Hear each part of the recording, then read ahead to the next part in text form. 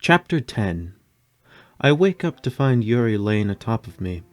We'd spent the prior day talking and reading books. Though honestly, I can't really remember that much of what happened. Still, I'm feeling quite good today. It is strange. I certainly am having withdrawals, but I'm very much enjoying my time with Yuri. It's unlike any past stretch that I'd had of not taking my medicine. Sure, many of the symptoms were the same, but the mood was entirely different.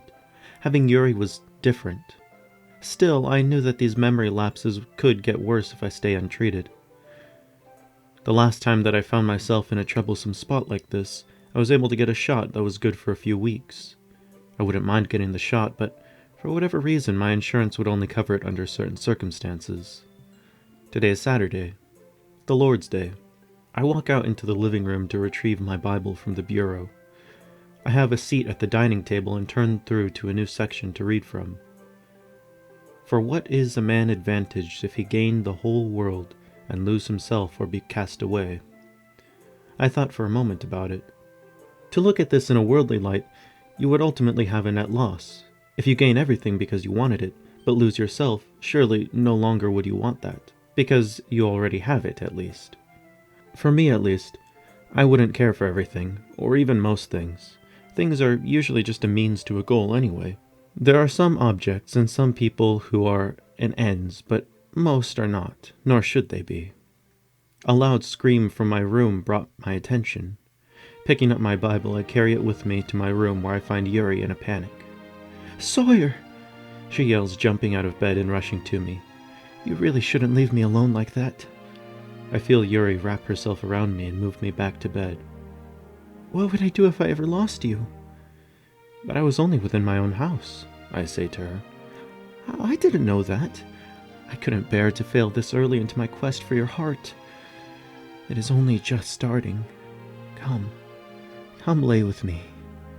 And after a while we can go eat breakfast, right?" "Very well," I say to her, climbing once more into bed. "Can we read together?" I ask. "Yes, I would like that," she says as she hops in after me.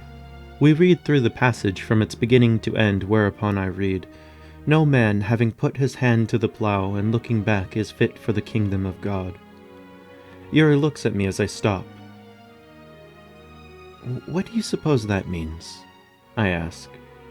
"Well, it means that no man who takes on a task but does not do so without reservation is not ready to devote himself to it," she states. "Well, yes, I think I get that much, but I don't know that I've ever been in a situation," I say to Yuri.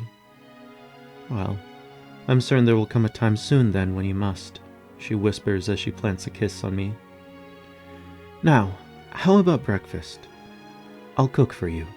"Quite well," I say to her. When we finish, I begin to wash the dishes.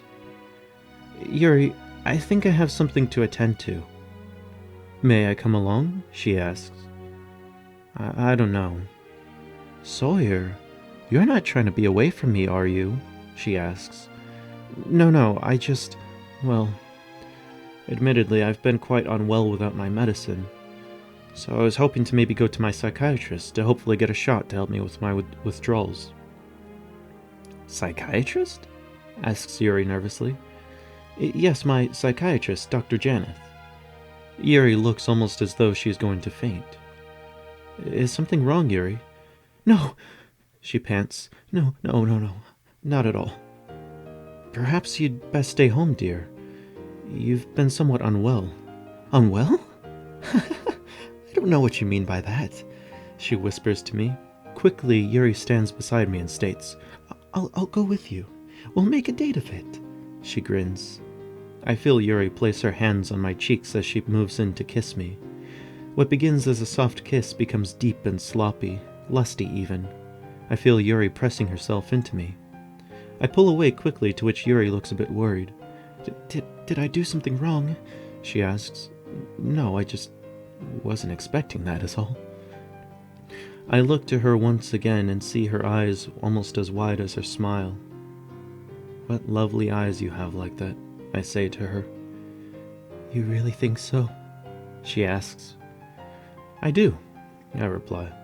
"Well, I suppose then I don't need to hide myself anymore. She laughs. I place my hands on her hips and kiss her deeply.